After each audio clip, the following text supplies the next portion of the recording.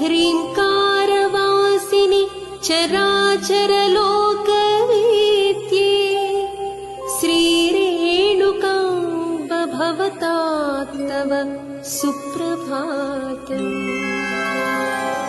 विद्याप्रदात्रि धनदात्रि यशोविधात्रि सर्वार्धदात्रि सकलागमसंस्तुताङ्गी ऐश्वर्यदायिनि सुरेश्वरि दुःखहन्त्री श्रीरेणुकाम्ब भवता तव सुप्रभातम्।